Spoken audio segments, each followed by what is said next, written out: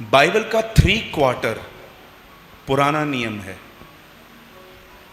सिर्फ इतना सा हिस्सा न्यू टेस्टामेंट, नया नियम है। 1/3 जो आपके पास बाइबल है वो पुराना नियम है, और जो ये इतना सा हिस्सा है ये नया नियम है। जब आप इस पुराने नियम को पढ़ेंगे तो आपको पता चलेगा परमेश्वर ने इस पूरी दुनिया में एक ही जाति के साथ संबंध रखा था, और वो था इज़राइल। और परमेश्वर ने इन्हें अपने नियम दिए थे।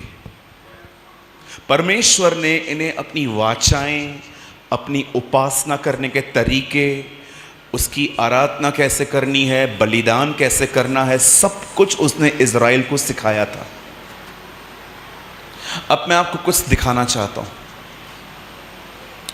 जब आप पुराने नियम को पढ़ेंगे तो आपको पता चलेगा जब भी किसी बंदे से, किसी बंदी से पाप हो जाता था तो वो क्या करते थे? वो एक बलिदान खरीद करते थे। उस बलिदान के ऊपर वो अपना हाथ रखते थे। ये हाथ रखना चिन्ह था कि मेरे गुनाह इसके ऊपर आ गए हैं, और उसके बाद वो बलिदान कटता था। और उस बलिदान के भी हिस्से होते थे। चमड़ी मंदिर के बाहर जला दी जाती थी। मीट, जो उसका नॉनवेज, जो उसका गोश्त होता था, वो कुछ हद तक याजक को मिलता था, लेकिन जो खून होता था वो परमेश्वर को दिया जाता था कफारे के तौर पे। आप पुराने नियम में जब भी आप देखेंगे प्रभु के सामने कोई भी बलिदान जब चढ़ाया जाता था तो वो बलिदान मरा हुआ रहता था, जिंदा बलिदान नहीं चलता था।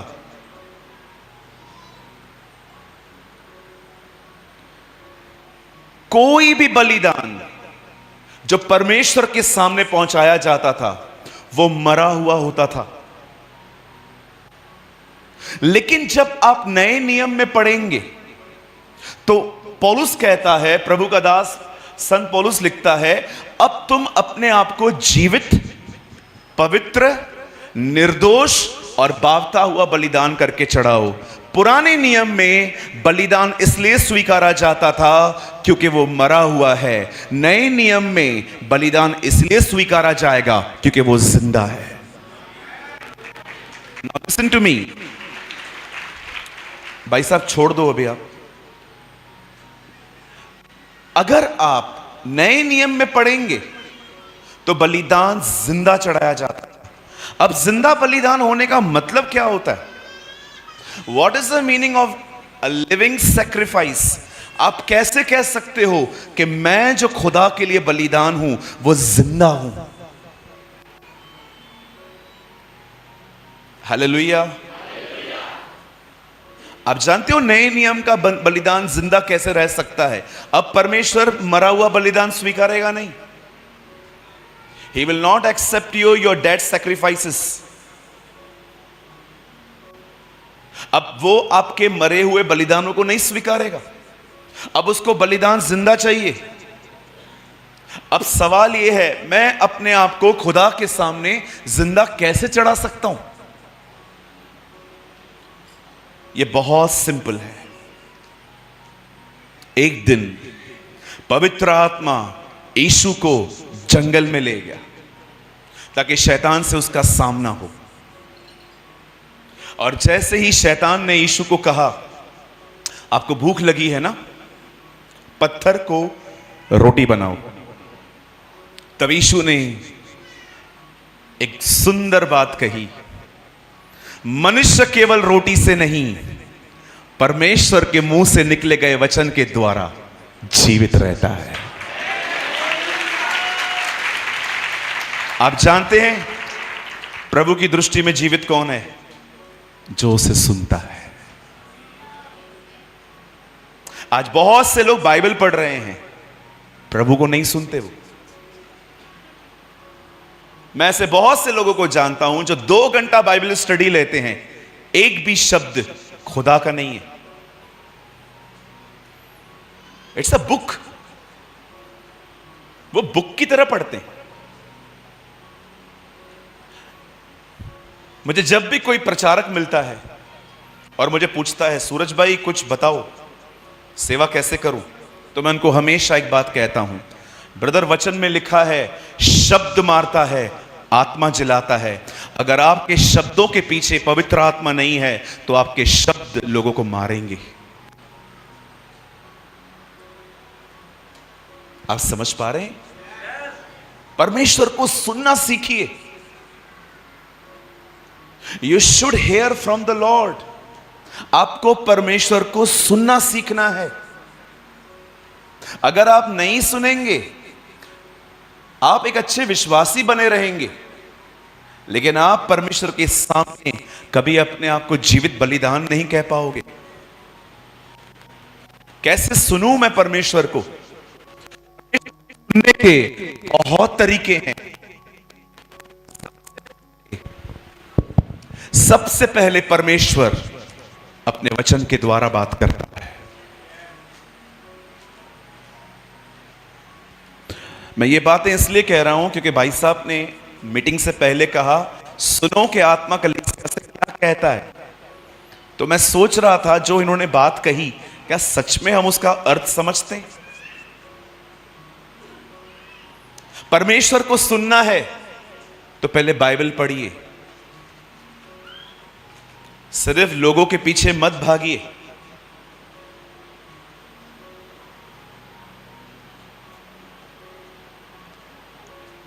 आजकल बहुत से लोग वचन नहीं पढ़ते।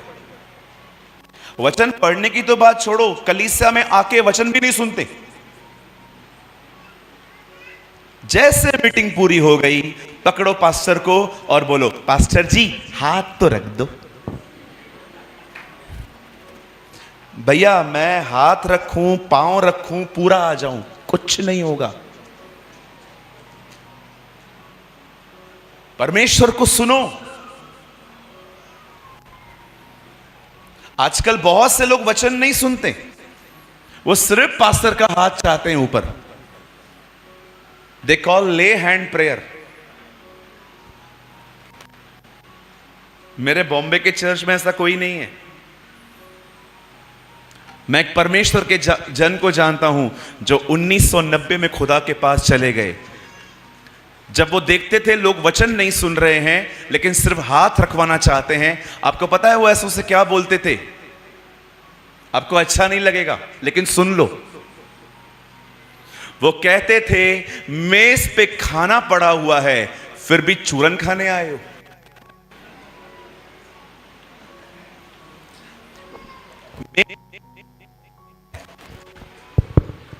बोलिए, बाजू वाले को बोलो मेज पे खाना पड़ा है फिर भी चूरन खाने आते हो। भैया ये खाना क्या है? यीशु ने कहा मैं जीवन की रोटी हूं। I am the bread of life. अरे रोटी बट रही है, चूरन के पीछे क्यों भाग रहा है मेरे भाई तू? हम वचन नहीं सुनते, बस हाथ रख दो, पांव रख दो, ऊपर आ जाओ। इससे क्या होगा सर? दीदी इससे क्या होगा? दीदी आप पूछो बाजू वाले को इससे क्या होगा? थोड़ा सा मिलेगा ना, यहां से पूरा मिल सकता है। हालेलुया। पंजाब, परमेश्वर के वचन को महत्व दो, उसके वचन को महत्व दो। कुछ लोग के लिए परमेश्वर परमेश्वर नहीं है, चमत्कार परमेश्वर है। आज मैं इधर जाएगा, कल मैं उधर जाएगा, फिर मैं उधर जाएगा, कल वहां जाएगा। भाई प्रभु तो सब जगह पर है, आप क्यों भटक रहे हो? क्योंकि मेरे को चमत्कार चाहिए। You are here and there, there and here, here and there. पूछो बाजू वालों को ऐसे क्यों करते हैं आप? मैं आपको एक बात बोलूं, बुरा नहीं मानेंगे पक्का? जिधर वचन मिलता है उधर जाओ। यस, जिधर वचन मिलता है वहां चले जाओ।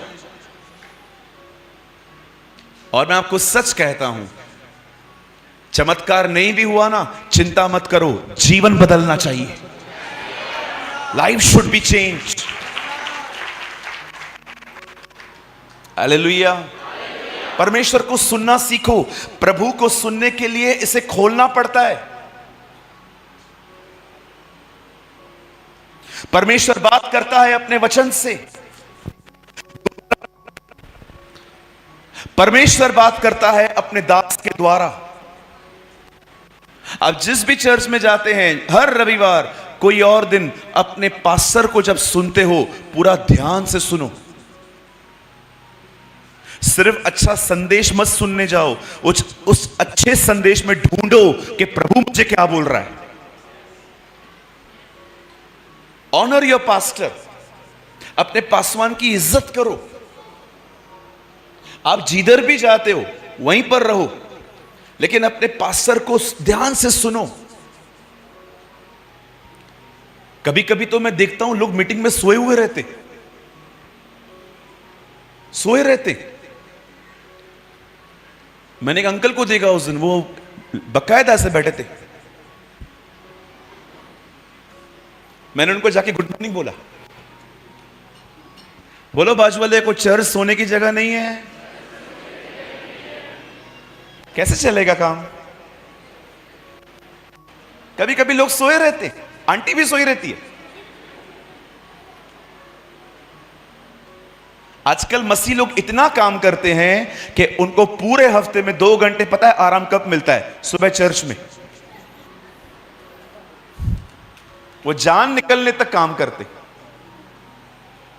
रॉन्ग। आपको पता है एक पास्टर कितना मेहनत करता है? पूरी पूरी रात जागते हैं लोग ताकि अगले दिन अच्छा खाना दे पाएं, और हम लोग सोए रहेंगे तो कैसे चलेगा?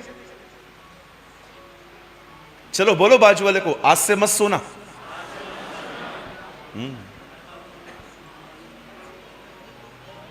अच्छे लोग हैं आप लोग, सुन रहे हैं मेरी बात। अब पता नहीं फॉलो कितने करेंगे। परमेश्वर कैसे बात करता है? बाइबल उठाओ अपना, कहिए प्रभु अपने वचन से बात करेगा। कहिए परमेश्वर अपने दास के द्वारा बात करेगा। अब तीसरा रास्ता, परमेश्वर बात करता है दर्शनों और सपनों के द्वारा। यस, परमेश्वर दानियल से सपनों के द्वारा बात करता था। परमेश्वर यूसुफ से सपनों के द्वारा बात करता था। परमेश्वर नए नियम के यूसुफ से, जो मरियम के हस्बैंड थे, बाइबल बताती है उससे भी दर्शनों के द्वारा बात करता था। कभी भी कोई दर्शन आता है ना, ऐसे मत सोचिए ये दर्शन तो ऐसे ही आया है। प्रभु से कहिए, प्रभु अगर आपने दिया है ना, एक बार फिर से दो। यस, मुझे फिर से दो प्रभु। हर बात 2 गवाहों से पक्की की जाए। आमेन। प्रभु को बोलो, आपकी तरफ से नहीं था ना, दोबारा हम नहीं आए, लेकिन अगर आपकी तरफ से है, यह दर्शन मुझे फिर से दीजिए।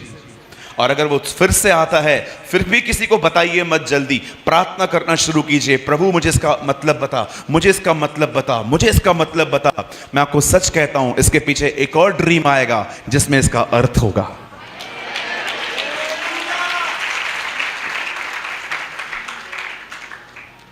और चौथा जो रास्ता है, प्रभु बात करता है, कहिए रैमा।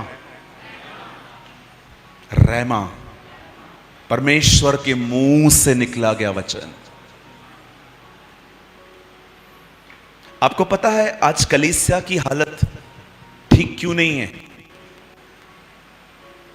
भीड़ को देख के खुश मत होया करो, अरे इतने सारे लोग आ गए। ऊपर से प्रभु को कितने दिखते हैं वो इंपॉर्टेंट है। एक पास्टर थे, उनके कलीसिया में 5000 लोग आते थे। एक दिन प्रभु उनसे मिला, बोलता है प्रभु तेरे कलीसिया में 5000 लोग हैं, लेकिन 6 लोग ऐसे हैं जो मेरे पीछे चलते हैं, और तू भी उनमें से एक नहीं है।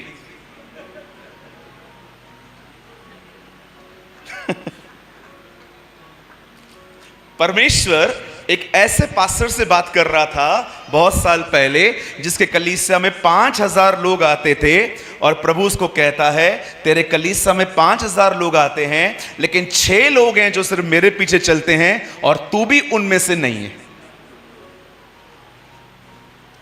भीड़ को देखकर खुश मत होया करिए। आप देखिए यहोशू और कालेब और वो जो 10 लोग अलग से थे, 10 लोगों ने क्या कहा, हम देश में नहीं जा पाएंगे। 2 ने क्या कहा, हम जाएंगे। कौन जानता था परमेश्वर इन 10 के साथ नहीं, इन 2 के साथ था। परमेश्वर ऐसे मत समझिए कि वो सिर्फ बड़ी बड़ी भीड़ में काम करता है, वो कभी कभी बहुत से छोटे छोटे झुंडों में महान काम करता है। आमेन। आप कुछ समझ पा रहे हैं?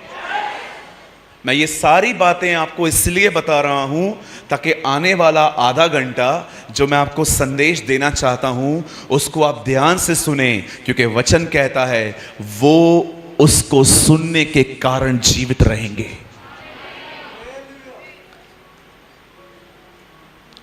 आपको पता है आज की पीढ़ी प्रभु को क्यों नहीं सुन पाती है?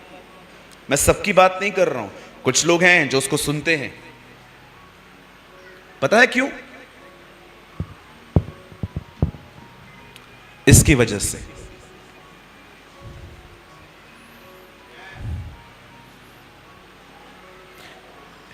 इसकी वजह से दिख रहा है आजकल तो बाथरूम में भी लेके जाते, आधा आधा घंटे अंदर बैठे रहते, जिधर देखो फोन चाहिए।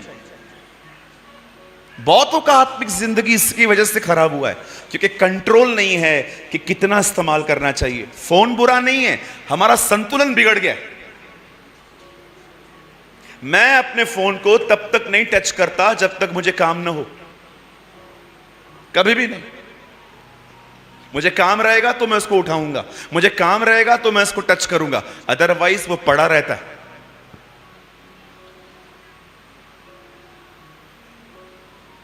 एक आदमी मर के ऊपर गया, स्वर्गदूत ने उससे पूछा कहां जाना है, स्वर्ग जाना है नरक जाना है? उसने कहा तू मुझे मोबाइल और इंटरनेट दे दे, मैं किधर भी सेट हो सकता हूं। See this is the condition. और कुछ लोग तो बोलते ही नहीं है, उनको डर लगता है लोग चर्च छोड़ के चले जाएंगे, तो कौन सा वो तुम्हारे चर्च में है, वो तो लॉस्ट ही है। मैं आपको अपने चर्च का एक नियम बताऊं, आपको अच्छा लगेगा।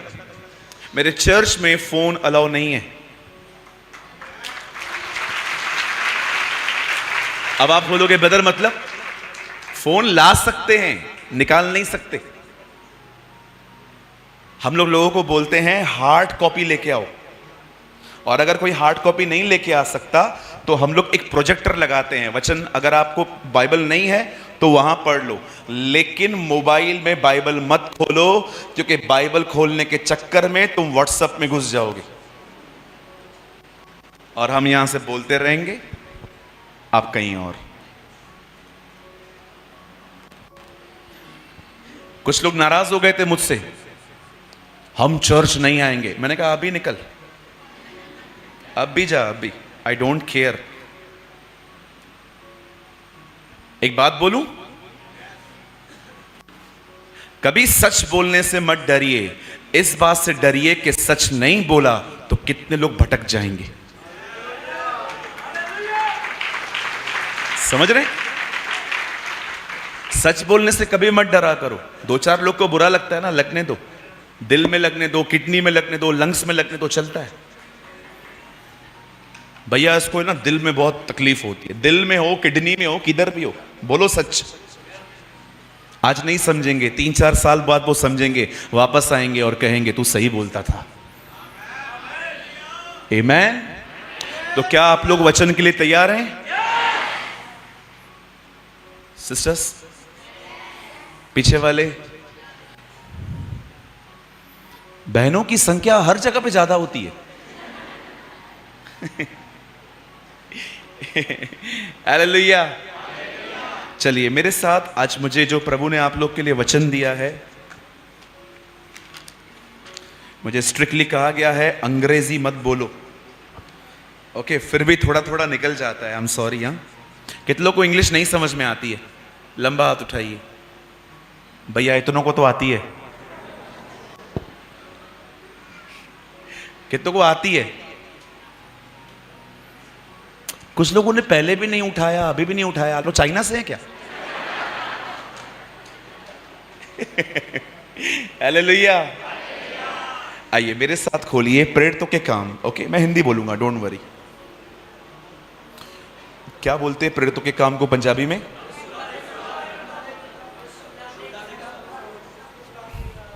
चलो ठीक है, जो भी है खोल दो भाई। यूहन्ना के बाद आता है ये 6 अध्याय।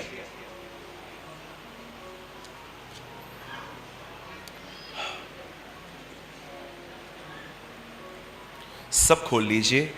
अगर आप इंग्लिश पढ़ते हैं तो एक्ट्स ऑफ द अपोस्टल्स, प्रेरितों के काम 6 अध्याय।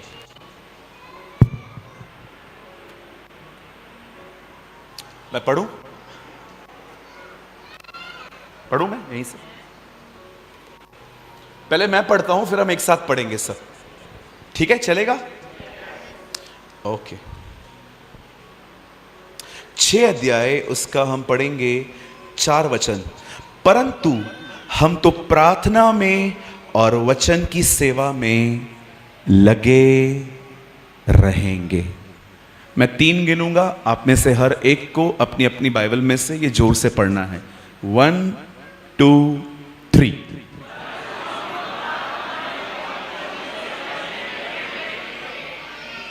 One two three.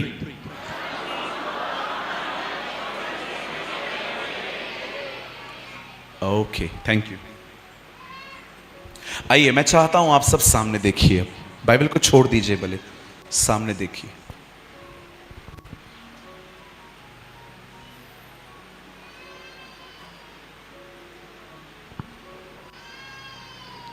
अगर आपने इस मैसेज को सीरियसली लिया, आपका जीवन, आपका परिवार, आपकी सेवा बदल जाएगी। सब कुछ बदल जाएगा।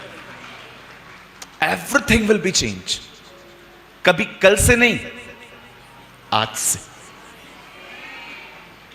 आज से। क्योंकि मैं जानता हूं यह मैसेज क्या करता है। एक दिन प्रभु ने अपने चेलों को कहा, सब यरूशलेम में जमा हो जाओ और मैं परमेश्वर से प्रार्थना करूंगा कि मेरे जाने के बाद तुम सबको पवित्र आत्मा मिले। हम सभी जानते हैं जीसस, यीशु मुर्दों में से जिंदा होने के बाद 1.25 महीना इस पृथ्वी पर रहा था, 40 दिन, और उसके बाद वो उठा लिया गया। अब ये सभी चेले एक जगह पे इकट्ठे थे जिनकी संख्या थी 120। और वचन कहता है जब 120 लोग 10 दिन 10 रात वो घर भी नहीं गए थे, वो वहीं पर बैठ के खुदा को पुकार रहे थे। वो एक ही बात कह रहे थे, यूहन्ना ने तो हमें पानी का बपतिस्मा दिया था, लेकिन तूने कहा था तू हमें पवित्र आत्मा और आग का बपतिस्मा देगा। और जब वो प्रभु को पुकार रहे थे, बाइबल कहती है 10वें दिन उन सब के ऊपर परमेश्वर का अभिषेक आया। वो लोग जो डर रहे थे, अचानक बाइबल बताती है वो बोल्ड बन गए, हियाव से भर गए। मैं आपको चैलेंज करता हूं, एक यहूदी को प्रभु में लाके दिखाओ। चलो लेके आके दिखाओ। आई चैलेंज यू, मैं चुनौती देता हूं आपको, एक यहूदी को प्रभु में लाके दिखाओ आप। It's difficult. नहीं आते? वो अपने तोराओं को पकड़ के ऐसे बैठे रहते हैं, उल्टा वो आपको कन्विंस कर देंगे कि यीशु प्रभु नहीं है। मेरी बात हुई है इन लोगों से, आज भी कठोर हैं। हमारे लिए प्रभु आया, चला गया, दोबारा आने वाला है। उनके हिसाब से तो प्रभु अभी तक आया ही नहीं है, अभी आने वाला है बोलते हैं वो लोग। उन्हें अपने यहूदी होने का बड़ा घमंड है। आई एम अ ज्यू। बाइबल कहती है उन लोगों ने आत्मा से भरने के बाद प्रचार किया और 3000 यहूदियों ने उद्धार पाया और कलीसिया बढ़ने लगी। फिर और 2000 लोग आ गए, 5000 की कलीसिया। अब सोचो 5000 का चर्च कितना बड़ा चर्च होता है। It's a mega church. अब 5000 चर्च के अंदर यहूदी भी आ गए, अन्य जाति भी आ गए। अन्य जाति लोग वो होते हैं जिनका जन्म मसीह परिवारों में नहीं हुआ। हम सब अन्य जाति से आए हुए हैं। मैं अन्य जाति से आया हूं प्रभु में। मेरा जन्म मसीह परिवार में नहीं हुआ। मैं बचपन से यीशु को नहीं जानता था। मैं सिंधी परिवार में जन्मा हूं। अब सब लोग एकत्र हो गए, 5000 लोग। अब इनके बीच में गड़बड़ियां आना स्टार्ट हो गई। सब एक दूसरे को देख के प्रॉब्लम करने लगे। उसको खाना ज्यादा मिलता है, मुझे कम मिलता है। उससे ज्यादा इज्जत मिलती है, मुझे कम मिलती है। आज भी आप देखिए चर्च के अंदर बहुत सारे लोगों को बहुत दिक्कतें होती हैं एक दूसरे के साथ। पास्टर मुझसे ज्यादा बात नहीं करते, उससे ज्यादा बात करते हैं। पास्टर मुझे इज्जत नहीं देते, उनको इज्जत देते हैं। पास्टर ऐसे करते हैं, पास्टर वैसे करते हैं। बहुत सारे इश्यूज होते हैं आजकल लोगों को। उनको भी इश्यूज थे। अब जब पतरस ने यह देखा कि मंडली में प्रॉब्लम आ रही है, तो बजाय इसके कि पतरस खुद नीचे उतरे और इन प्रॉब्लम्स को सॉल्व करे, पतरस ने खुद को साइड कर दिया। पतरस ने समय को अलग कर दिया और पतरस ने कुछ लोग चुनाव किए। उसने एक ग्रुप बनाया और कहा तुम लोग इनकी देखभाल करो, हम लोग नहीं करेंगे। आप क्यों नहीं करेंगे? तब पतरस ने कहा हम तो प्रार्थना और वचन में लगे रहेंगे। अब मैं कुछ समझाना चाहता हूं। बहुत से लोग यहां से बाहर आ गए हैं इन दिनों में, वो नीचे उतर गए। मैं आपसे पूछना चाहता हूं क्यों हम लोग कमजोर हैं इन दिनों में? कभी आपने सोचा है? कुछ लोग मेंटली परेशान हैं, कुछ लोग इमोशनली हर्ट हैं, कुछ लोग तो फिजिकली प्रॉब्लम में हैं, बीमार हैं। आपको कभी समझ में आई ये बात, मैं क्यों सफर कर रहा हूं? किधर है आनंद? किधर है शांति? कहां है आत्मा की भरपूरी? कहां है?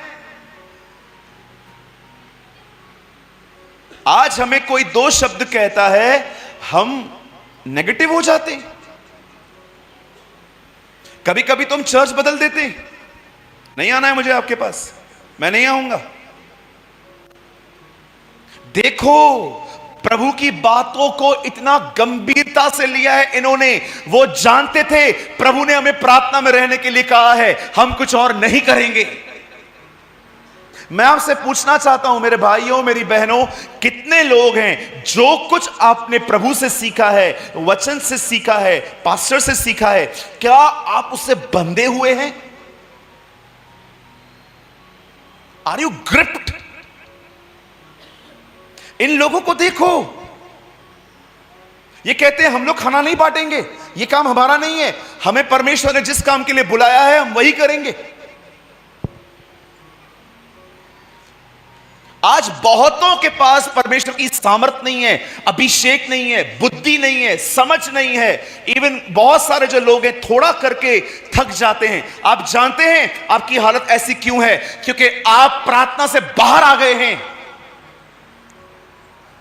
अब आपकी प्रार्थना जो है वही है, सुबह 5 मिनट की, शाम को 5 मिनट की, रात को 5 मिनट की। याद रखो मेरे भाइयों, मेरी बहनों, परमेश्वर का अभिषेक पाने का एक ही रास्ता है और वो है प्रार्थना।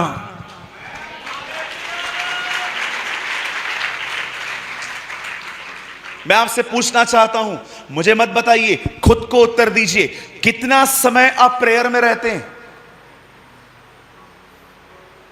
कितना समय आप दुआ में रहते हैं? सूरज भाई मैं बैठना चाहता हूं, मेरे पास टाइम नहीं है। गलत, बहुत टाइम है, इंटरेस्ट नहीं है, दिलचस्पी नहीं है। हमारी दिलचस्पी पता है किस बारे में है? हमारी दिलचस्पी है कि हम जाने दूसरों की जिंदगियों में क्या हो रहा है। हमारी दिलचस्पी है कि हम देखें इंडिया किधर गया, विराट कोहली ने कितना बनाया। भाई चंद्रयान ऊपर से ऊपर चला गया, तू क्या कर रहा है अभी? मैं आपसे पूछना चाहता हूं, अभी सब लोग न्यूज देख रहे हैं ना, यहां से चंद्रयान गया है ऊपर, वहां पर पहुंच गया ना, वो पहुंच गया, तू किधर है? मैं उधर ही देख रहा है। मैंने भी सेलिब्रेट किया जिस दिन वो उधर गया, मैंने कहा ओके प्रभु का धन्यवाद, हमारा देश महान। अब क्या करूं, चंद्रयान पे जाके बैठ जाऊं? भाई मैं परमेश्वर का दास हूं, मैं वही करूंगा जो मुझे खुदा ने कहा है। मेरे भाइयों मेरी बहनों, मैं समझाना चाहता हूं, अपने दुआ के जीवन में लौटो। आज आपको पता है परमेश्वर ने मुझे क्या कहा इस नगर के लिए? मैं शाम को यहां पर आया 5 बजे, मेरे पास सिर्फ 2 घंटे थे। मुझे भाई आबेस ने कहा हम आपको 7 बजे लेने आएंगे।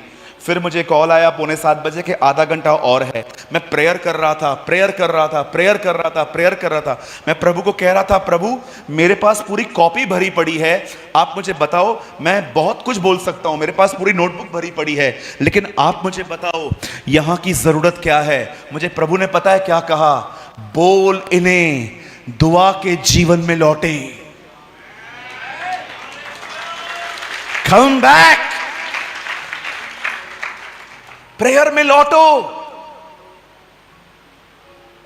ब्रदर मेरे पास टाइम नहीं है। क्यों भैया, क्यों टाइम नहीं है? भैया मेरा सरकारी नौकरी है, गवर्नमेंट जॉब है। एक गवर्नमेंट एम्प्लॉय होने के बाद भी दानियल के पास दिन में 3 बार प्रार्थना करने का समय था। 3 टाइम्स। आप क्यों प्रार्थना नहीं करते? ब्रदर मैं पास्टर हूं, मैं करता हूं, लेकिन अभी मेरे पास इतना टाइम नहीं है।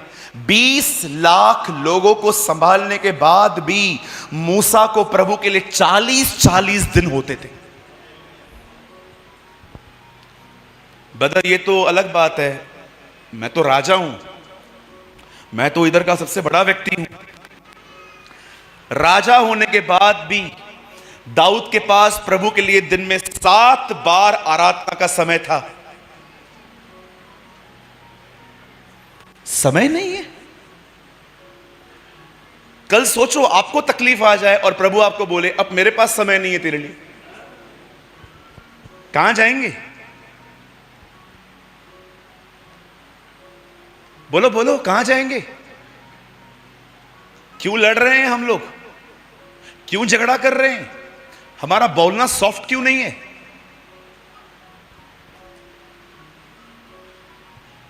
हमारे चर्च में एक भाई आए,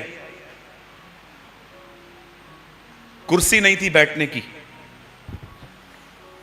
वॉलंटियर ने उनको बोला अंकल जगह फुल हो गया है, अगर आज का दिन अगर आप थोड़ा पीछे बैठ जाएं तो। मैं क्यों पीछे बैठूं? क्यों? उधर से तुम दिखोगे नहीं। इतना बड़ा बनना है? जानते हो ये हमारी हालतें क्यों हैं? क्योंकि हम दुआ की जिंदगी से बाहर आ गए।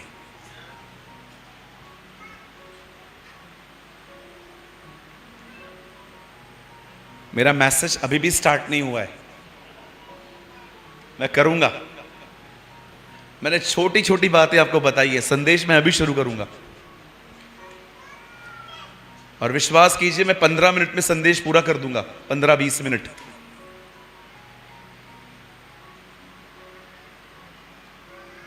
एक दिन बाइबल कहती है यीशु ने अपने चेलों को कहा, उठो प्रार्थना करो ताकि तुम परीक्षा में न पड़ो। यीशु ने यह नहीं कहा प्रार्थना करो कि परीक्षा ना आए।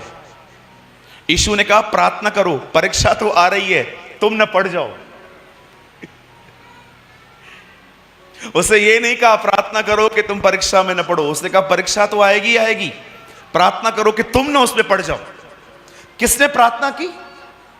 किसी ने भी नहीं, सोए थे। यीशु 1 घंटा प्रार्थना करके दोबारा लौटा और बोलता है उठो प्रार्थना करो ताकि तुम परीक्षा में न पड़ो। वापस यीशु चला गया, वापस आया। ये प्रार्थना ही नहीं कर रहे थे। पता है तीसरी बार प्रभु ने क्या कहा था? उठो प्रार्थना करो, क्योंकि तुम्हारी आत्मा तो तैयार है पर तुम्हारा शरीर उसे प्रार्थना करने दे नहीं रहा है। किसी ने भी नहीं सुनी। पता है क्या हुआ उसके बाद? यहूदा इस्करियोती लोगों को लेके आया ये बताने के लिए कि ये जीसस है, इसको पकड़ो। और जैसे ही पतरस ने देखा, पतरस ने क्या किया? तलवार निकाली। एक्चुअली वो यहूदा को मारने जा रहा था, बीच में कोई आदमी आया, उसका कान उड़ा दिया। सोचो भाइयों, ये तो तलवार चलाना आती नहीं थी, नहीं तो गर्दन ही उड़ा देता। ये तो उसको ठीक से आती नहीं थी तलवार चलानी। अब मैं आपसे एक बात पूछना चाहता हूं, इन लोगों ने तलवार उठाई, इन्होंने मारना स्टार्ट किया, लेकिन यीशु ने क्या किया? पतरस अंदर रख इसे, जो प्याला पिता ने दिया है क्या मैं उसे न पीऊं? यीशु क्रूस पे मरने के लिए चला गया। ये लोग लड़ रहे थे। जो प्रार्थना करते हैं वे परमेश्वर की मर्जी पूरी करते हैं, जो प्रार्थना नहीं करते हैं वो लड़ते हैं।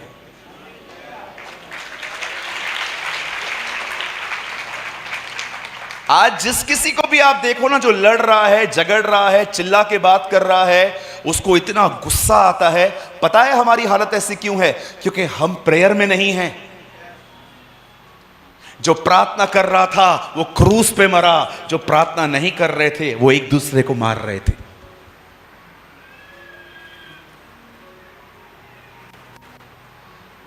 कहिए अपने पास वाले से, दुआ में लौटो। बोलो बोलो अपने बाजू वाले को, बोलो दुआ में लौटो। परमेश्वर कभी नहीं चाहता कि आप उसके लिए काम करो, कभी भी नहीं।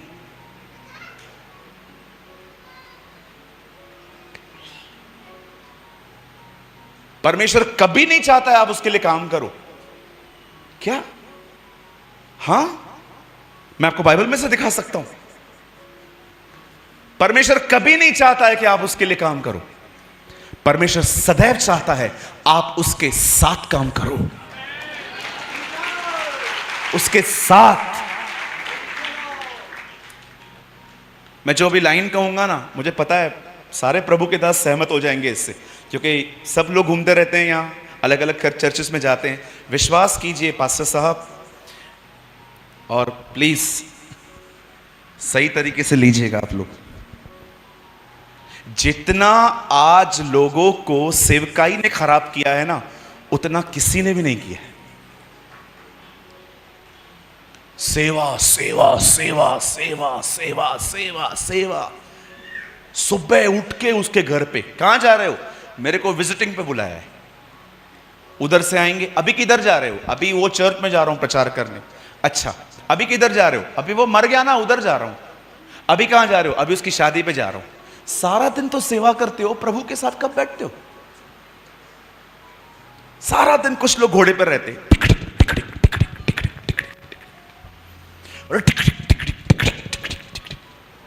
सारा दिन घोड़े पे भागते रहते। मैं दुआ करता हूं प्रभु तुमसे तुम्हारा घोड़ा ही छीन ले। All day running, running, running, running, running. साधु सुंदर सिंह ने कहा अपनी किताब द विजन ऑफ साधु में, जो व्यक्ति परमेश्वर से अधिक सेवा को महत्व दे वो पीछे हो चुका है।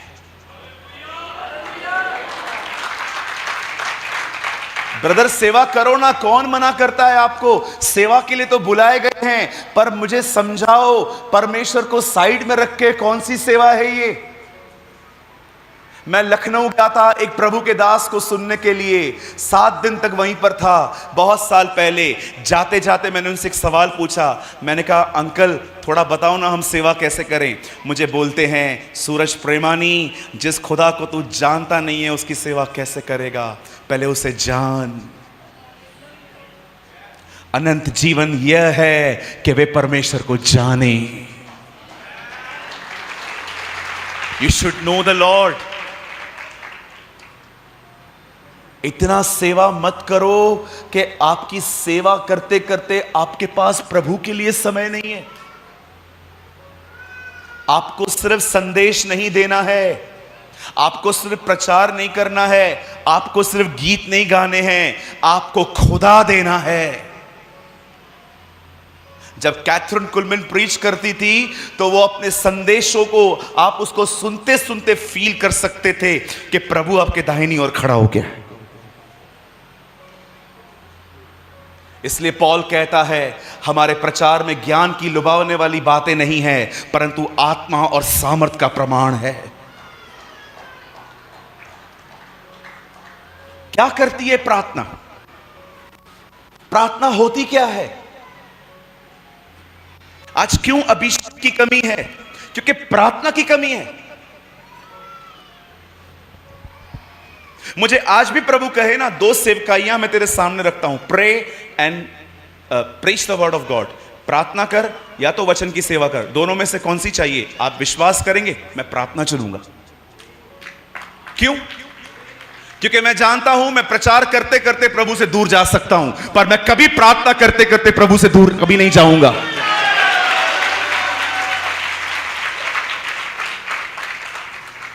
प्रार्थना को चुनो। Choose prayer. सेवा होगी। मैं आपको लिख के दे सकता हूं, जब आप प्रेयर वॉरियर बनेंगे ना और आप प्रार्थना करने वाले व्यक्ति बनेंगे, विश्वास कीजिए आप ऐसा कहोगे ना, बाजू वाले को बोलो हेलो, बोलो हेलो। अरे तुम्हारे हेलो में भी अभिषेक होगा। क्या कहा था एलिशिबा और मरियम जब आपस में मिली? क्या कहा एलिशिबा ने? मरियम बात कर रहे थे ना आपस में। ओ बाइबल बताती है दोनों प्रेग्नेंट थी। एलिशिबा के अंदर यूहन्ना था और मरियम के अंदर यीशु था। जैसे मरियम मिलती है, अभी तक कुछ नहीं कहा है, कहती है सलाम, लिखा है बच्चा उछल पड़ा। अरे तुम्हारे हेलो में, तुम्हारे सलाम में इतना अभिषेक होगा कि लोग आत्मा से भर जाएंगे। कुछ नहीं कहा था उसने अभी तक, मात्र हेलो। इंग्लिश में लिखा है हेलो, हमारी उर्दू में लिखा है सलाम। वो भर गई। पता है क्यों भर गई वो?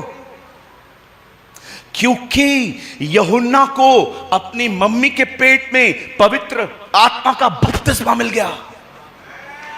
इसीलिए आप देखिए जब वो बाहर निकला तो उसको सेवा क्या मिली? यूहन्ना बपतिस्मा दाता। क्यों उसे बपतिस्मा दाता कहा जाता था? क्योंकि वो पहला व्यक्ति था जिसको बपतिस्मा मिला था। इसीलिए उसका प्रचार भी यही था, मैं तो तुम्हें पानी का बपतिस्मा देता हूं, लेकिन जो मेरे बाद आने वाला है वो तुम्हें आग और पवित्र आत्मा का बपतिस्मा देगा।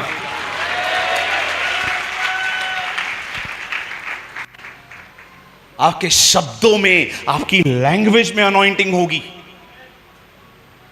कुछ लोग बहुत इम्बैलेंस हैं, सिर्फ Bible Bible Bible Bible Bible, सिर्फ बाइबल पढ़ेंगे बाइबल पढ़ेंगे बाइबल पढ़ेंगे। अरे पढ़ो ना बाइबल, किसने मना किया है? वो तो चाहिए ही चाहिए, साथ में प्रार्थना भी तो करो। Don't ignore, don't neglect prayer. प्रार्थना को मत नकारो। एक दिन वचन कहता है, नेमिया को पता चलता है इज़राइल के अंदर दीवारें टूट चुकी हैं।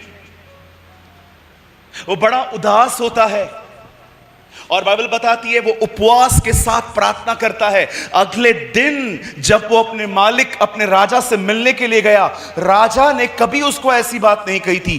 पहली बार राजा ने, पता है उसे क्या कहा? क्या हुआ, तेरा मुंह उदास क्यों है? कहता है जब मेरे पुरखों की जमीन उजाड़ पड़ी हुई है, जब हमारी दीवारें गिरी पड़ी हैं, तो मेरा मन उदास क्यों ना हो।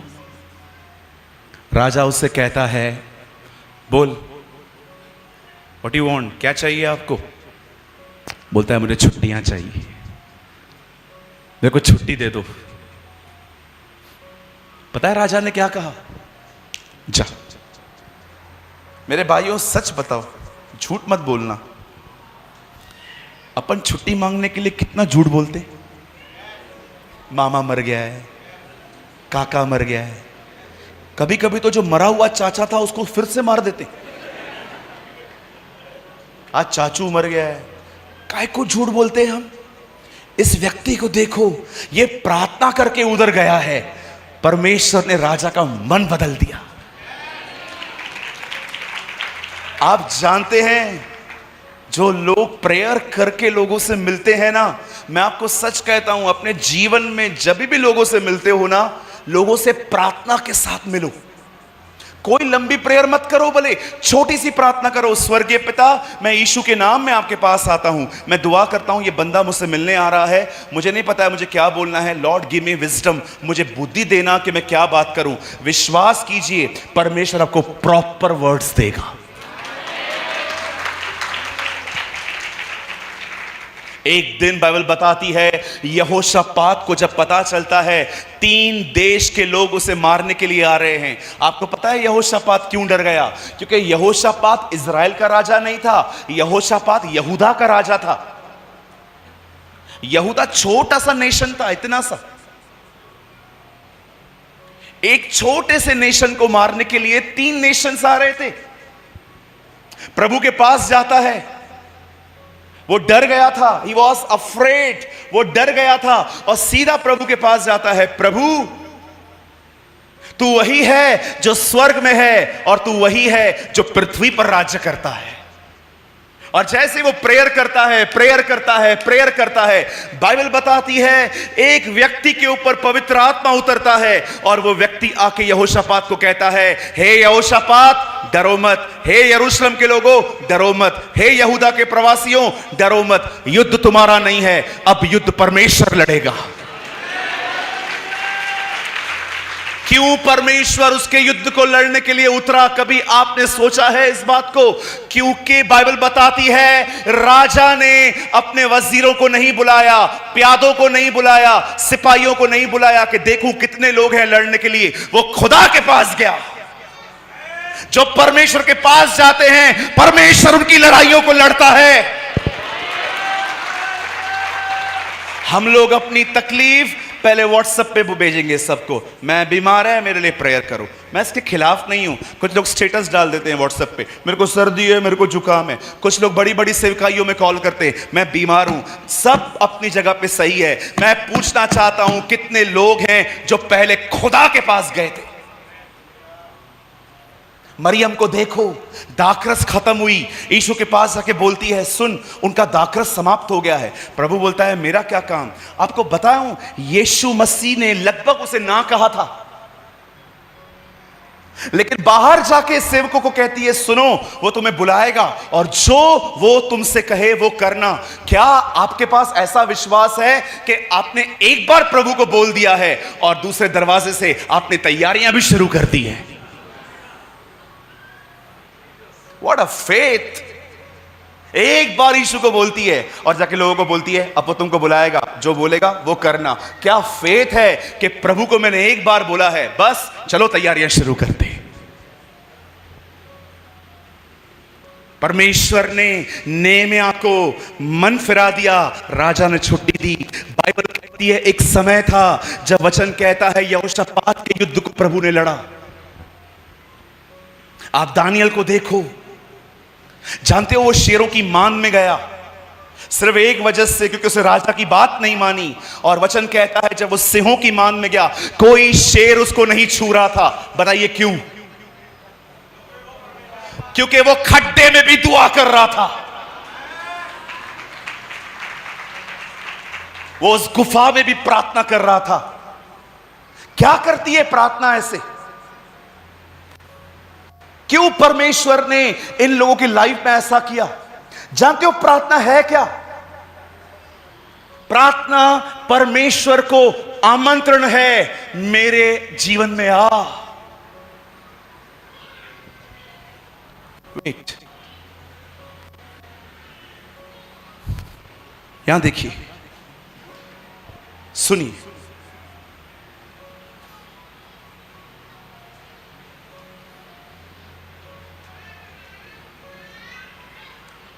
बस ठीक है, सुनिए। गॉड, परमेश्वर एक सज्जन है। God is a gentleman. मैं अगर आपके घर पे आऊंगा ना, तो मैं कभी खिड़की से नहीं आऊंगा। आई विल नॉक यू, मैं दरवाजा खटखटाऊंगा। अगर आपने दरवाजा खोला और आपने पूरा खोल दिया, मैं आऊंगा, क्योंकि आपने मुझे अनुमति दी है। दरवाजा खोलना अनुमति है। यस, मैं चाहता हूं आप आइए, लेकिन अगर आप दरवाजा नहीं खोल रहे हैं, इट मींस आपने मुझे अनुमति नहीं दी है। क्यों? बाइबल बताती है, यीशु ने कहा शैतान एक चोर और डाकू है और वो खिड़की से आता है। इसका मतलब वो आने के लिए परमिशन नहीं चाहता है। शैतान को आपके जीवन में आने के लिए परमिशन नहीं चाहिए, वो घुस के आएगा। लेकिन प्रकाशित वाक्य में लिखा है, मैं दिल के दरवाजे पे खटखटाता हूं, जो कोई द्वार खोलेगा मैं भीतर आऊंगा। परमेश्वर बगैर अनुमति के नहीं आता। जब आप प्रार्थना करते हैं ना, आप परमेश्वर को अनुमति देते हैं, आ तू खड़ा हो जा। God is a gentleman. वो आपकी जिंदगी में कोई भी काम आपकी अनुमति के बगैर नहीं करेगा। बताऊं, उसने आदम और हवा को जब बनाया तो उसने क्या किया? उसे उसके सामने पेड़ रख दिए और कहा सब खा सकता है, एक को छोड़ के। प्रभु ने ऐसा क्यों किया? जरा सोचो, कितनी खुशी मिलती है परमेश्वर को उस समय जब वो देखता है आपके सामने बुराई है और आप चाहें तो आप चुन सकते हैं उसको, लेकिन आप उसके बाद भी उस बुराई को हटा के प्रभु को चुनते हैं।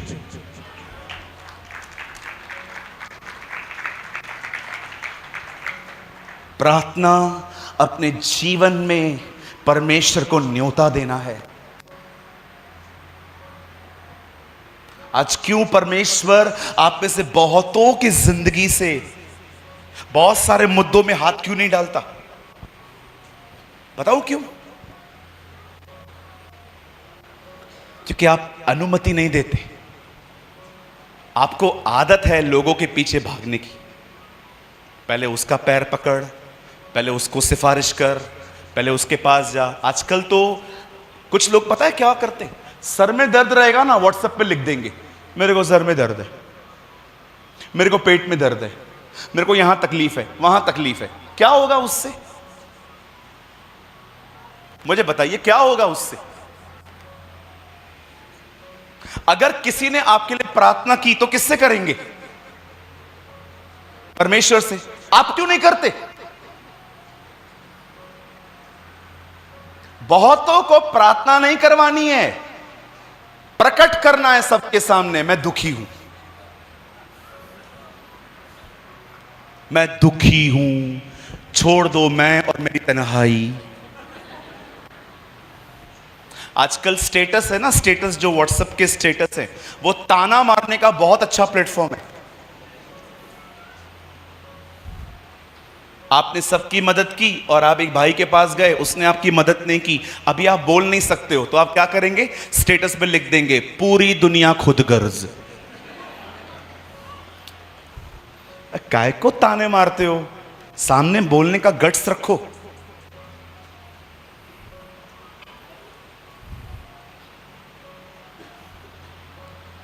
कुछ बहनें कहती हैं मुझे वचन याद नहीं आता।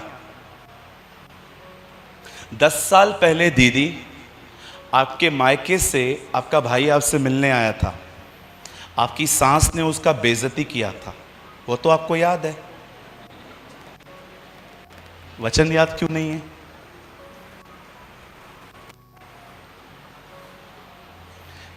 अगर किसी ने आप लोगों का 500 रुपया लिया था, अभी नहीं दिया, बरोबर याद है तुमको 500 रुपया, तुम तो नोट का नंबर भी बता दो, वचन याद नहीं पड़ता। क्यों लोग शराब पी रहे हैं आज? आपको पता है विश्वासी शराब पी रहे हैं आजकल। मैंने बहुत से विश्वासियों को देखा है शराब पीते हुए। मैं कभी कभी इनको बोलता हूं शराब मत पियो। आप विश्वास करो भाइयों, यूहन्ना 2 अध्याय इनका फेवरेट है। यीशु ने पानी को दाखरस बनाया, तो बेवड़े भाई साहब उसमें अल्कोहल कब मिलाया? ओए मैं क्या नाली में गिरता? मैं क्या नाली में गिर रहा हूं? अच्छा तो नाली में गिरेगा अभी? कुछ लोग बोलते हैं 25 दिसंबर को पीता हूं मैं एक ही दिन, वन डे आई ड्रिंक। कहो बाजू वाले को, शराब पीने वाला नरक जाएगा। आप विश्वास करेंगे, बॉम्बे में हमारे बॉम्बे में औरतें भी पीती हैं। यहां तो नहीं है ना ऐसा? है, देखो पीड़ित लोग बैठे हैं इधर। मैं एक बार एक होटल में गया, मेरे पीछे आवाज आ रही थी, ओए वेटर। औरत थी। मैं सोच रहा था क्या हुआ है? इधर आ, चिकन किधर है मेरा? मैंने वो जो मेरे को लाया था ना, मैं उसको बोला भाग, निकल इधर से, ये हमको ना धो डाले। सोचो, शराब पीते हैं कुछ लोग, कुछ लोग तो वो भी करते।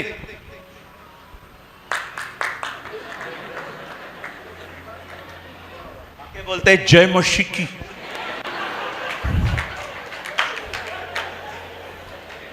तुमको शर्म नहीं आती है? क्या कर रहे हो? प्रभु का नाम खराब कर रहे हो भाई। पूछो बाजू वाले को, फेंक इसको। बोलो बाजू वाले को, फेंक। पड़ा रहता है इधर। मैं गांव में गया था प्रचार करने के लिए, लोग अपनी अपनी खाट उठा के लाए थे, सब अपनी अपनी खाट लेके आ रहे। मीटिंग के बाद सब लेट के वचन सुन रहे थे। मैंने लोगों को बोला, भाई मैं प्रचार करने आया हूं, बसंती थोड़ी हूं नाचूंगा अभी मैं। क्या क्या हो रहा है? सिगरेट पीते, गाली निकालते विश्वासी। हमारी कुछ बहनों को देखो, चर्च के अंदर इधर तक मदर टेरेसा की तरह दुपट्टा पहन के आएंगी हर रविवार के दिन, लेकिन सोमवार से शनिवार ये बेली बटन दिख रहा है। ये कैसी मसीहत है? सलमान खान, शाहरुख खान को आपने एक्टिंग सिखाया है क्या? ये एक्टिंग किधर से आ गई है?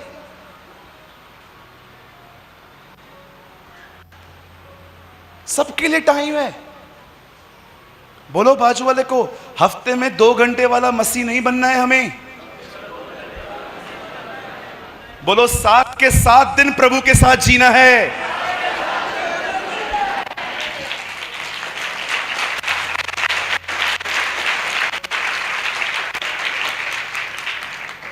सिर्फ क्रेज पता है किस चीज का है? बोलूं, बुरा नहीं मानेंगे? पक्का? कोई मोबाइल दे सकता है? कुछ सेकंड के लिए दे दो, कोई भी दे दो। आजकल पता है ट्रेंड क्या है? जुलिस इधर आइए, संभल के ना, वायर है संभालना। ट्रेंड दिखाऊं? खड़े हो जाओ। जूलियस एक प्रभु का बड़ा दास है और मैं एक आम विश्वासी हूं। आज बहुत लोग वचन नहीं सुनते। जैसे मीटिंग पूरी हुई, पास्टर जी, पास्टर जी। अच्छा वचन क्या चला? पास्टर जी। नहीं नहीं, मैं फोटो निकालने के लिए तैयार हूं। मैंने वचन क्या बोला? पास्टर जी। क्या मिलेगा फोटो निकालने से? पूछो बाजू वाले को, क्या मिलेगा? डीपी पे लगाएगा ना, सबको दिखाएगा आपसे मिलके आया मैं। अरे क्या मिलेगा भाई? निकलो इन बातों से। एलिया और एलीशा, सीखो इनसे। एलीशा जो था वो एलिया का फोटो नहीं चाहता था, वो उसके अभिषेक के पीछे था। अरे इधर आ, कहां जा रहा है? अभी तो चालू हुआ है। हाँ, फोटो निकालो, फोटो निकालो, आ जाओ। मैं एक जगह पे था, एक बहन आई, भैया एक फोटो। मैंने कहा निकालो, चलो कोई बात नहीं, बेचारे उम्मीद से आते हैं। निकाला। मैं 2 घंटा प्रचार करके थक गया हूं, मेरे पूरे लंग्स बोल रहे हैं अभी चल, घर ले जा हमें। फोटो ठीक से निकला। 2 मिनट के बाद वापस आई, भैया जी 1 मिनट। क्या हुआ दीदी? फोटो बरोबर नहीं निकला। फिर से निकाला और मैं अंदर ही, मैं मर रहा हूं। आप विश्वास कीजिए, वो भी फोटो बरोबर नहीं निकला। ये किसका है? लो भाई, बड़े जांबाज हो, फोन देते हो। आजकल लोगों से फोन मांगो ऐसे देते जैसे किडनियां मांगी। आजकल लोग फोन नहीं देते हैं, आपको पता है अपना? क्यों? क्योंकि सारी गंदगी उसमें ही तो है।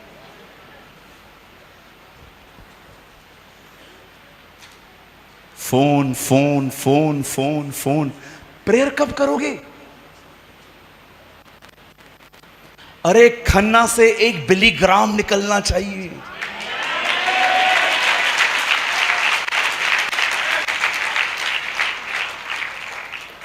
Be a gospel messenger. मेरे जवान भाइयों बहनों, मैं आप में से हर एक को कहना चाहता हूं, अगर आप 30 के अंदर हो, यू हैव अ अपॉर्चुनिटी, आपको मौका है खुदा के लिए कुछ करने का। तो ब्रदर, आप क्या कहना चाहते हो? यार यू नो, कभी कभी कुछ लोग 60-70 क्रॉस कर लेते हैं ना, उनको लगता है अभी मेरा काम तो हो गया। काका, ओ काका, जब परमेश्वर ने मूसा को बुलाया वो 80 साल का था। God called up Moses when he was 80 years old.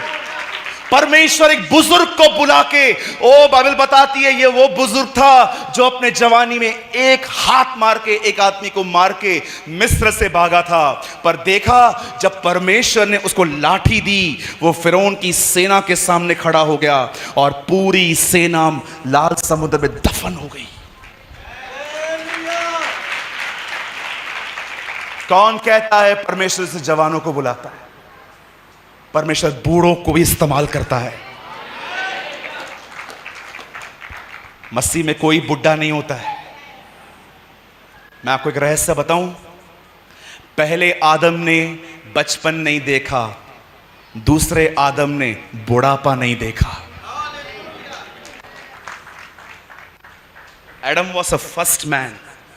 आदम ने कभी बचपन नहीं देखा, और यीशु जो दूसरा आदम कहा जाता है, जहां से नई सृष्टि की शुरुआत की जाती है, उसने कभी बुढ़ापा नहीं देखा। मैंने प्रभु से पूछा, प्रभु आपने कभी बुढ़ापा नहीं देखा? क्यों? क्योंकि मसीह में कोई बुढ़ा होता ही नहीं है।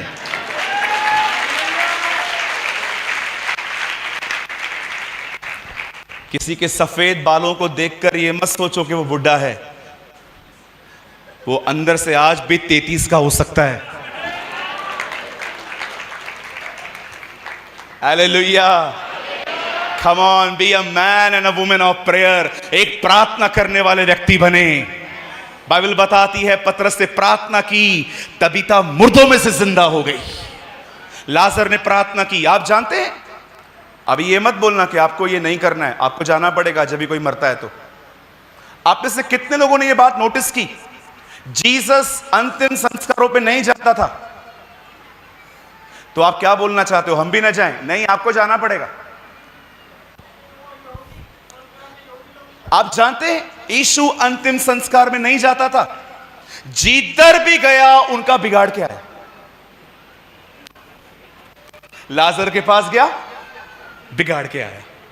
याईर के घर पे गया, बिगाड़ के आया। एक नाइन नगर से एक औरत जा रही थी, उसका भी बिगाड़ दिया। अंत में खुद का भी बिगाड़ दिया।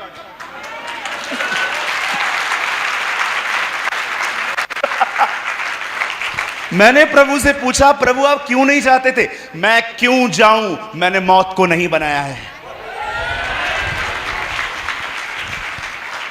मैंने मौत को नहीं बनाया है, उल्टा मौत, मैं तो मौत के खिलाफ हूं। इसलिए पढ़िए प्रकाशित वाक्य मुकाशवा में क्या लिखा है, तब वह अंतिम बैरी मृत्यु नरक में डाल दी गई।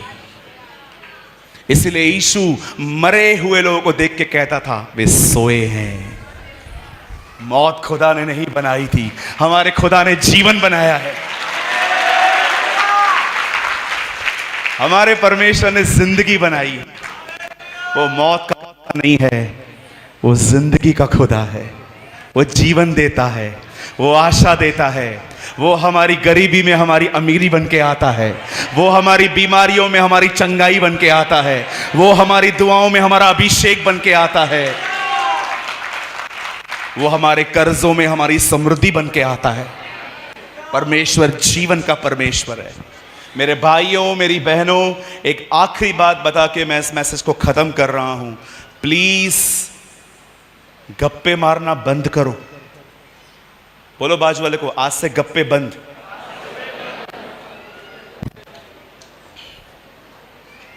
इसे इंग्लिश में कहते हैं गॉसिप्स। गप्पे बंद करो। बहनों,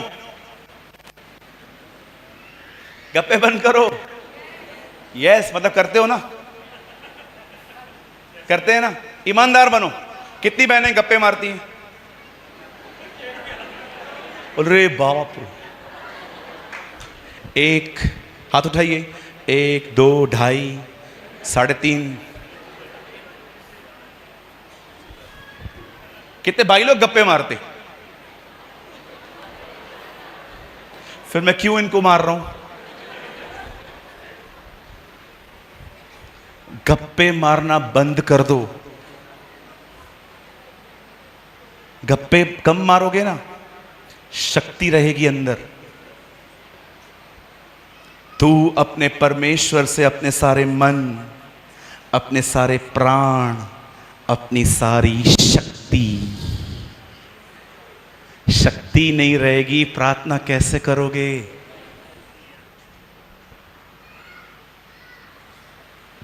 हालेलुया। दीदी, एक बात बोलना चाहता हूं, बुरा मत मानना, आप मेरी बहन हो ना। हमेशा याद रखना, कभी कोई काम करके नहीं थकता है, आदमी बोल बोल के थकता है। काम करके कोई नहीं थकता, बोल बोल के थक जाते हैं अपन। क्योंकि जब आप बोलते हैं तो आपकी शक्ति निकलती है।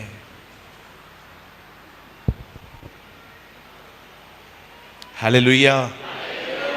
चंद्रयान चला गया है, अभी तू प्रार्थना कर। कैसा रहेगा वो ऊपर? जा हो क्या ऊपर, जाके होके रहो। इतना चिंता है? कुछ बहनें आपस में बैठेंगी और बहन कैसी हो? मैं तो बहुत अच्छी हूं। आपकी मदर इन लॉ कैसी है? मदर इन लॉ है वो तो। क्यों, क्या हुआ? अरे क्या बताऊं, आधा कांदा खाली ज्यादा काट दो, ताने मारती। अच्छा, आपकी कैसी है? आपकी तो फिर भी अच्छी है, मेरी तो बा बा बा बा। चालू हो गए। पति घर से निकला, लगाओ मम्मी को फोन, चप्पड़ चप्पड़ चप्पड़ चप्पड़ चप्पड़। आप इतना बोलते हैं, प्रार्थना कैसे करते हैं? बोलो बोलो। आप इतना बोलते हैं, प्रार्थना कैसे करते हैं? आपसे प्रेयर होता है? रहने दे भाई। आप प्रार्थना कैसे करेंगे? आपको पता है मैं कम क्यों बोलता हूं, मैं कम खाना क्यों खाता हूं? मैं सिर्फ एक वक्त का खाना खाता हूं। लगभग मैं एक वक्त खाना खाता हूं।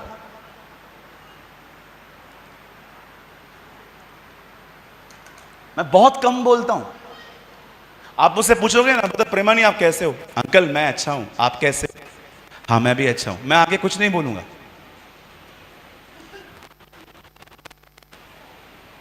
अपना ताकत बचाओ, उस ताकत को दुआ में इस्तेमाल करो।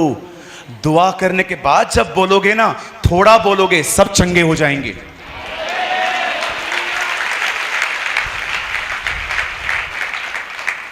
हालेलुया। तो कितने लोग कुछ निर्णय ले रहे हैं आज?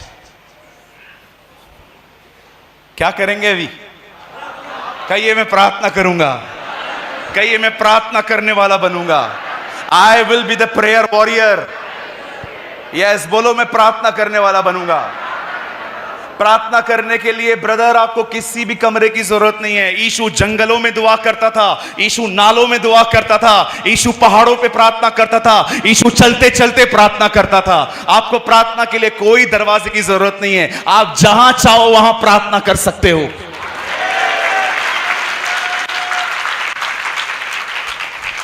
हालेलुया। चलिए अपने बाजू वाले का हाथ पकड़िए, कम ऑन। कहिए उन्हें, हम प्रार्थना करने वाले व्यक्ति बनेंगे। दोबारा कहिए उससे, तीसरी बार कहिए उससे, कहिए हम प्रार्थना करने वाले व्यक्ति बनेंगे। God will send you, will send upon you the anointing. वो आपके ऊपर अभिषेक भेजेगा, वह अभिषेक जुओं को तोड़ देगा, वो बंधनों को तोड़ देगा, वो तुम्हें आजाद कर देगा। इससे पहले कि यीशु बादलों पे दिखे, उससे पहले यीशु लोगों को आप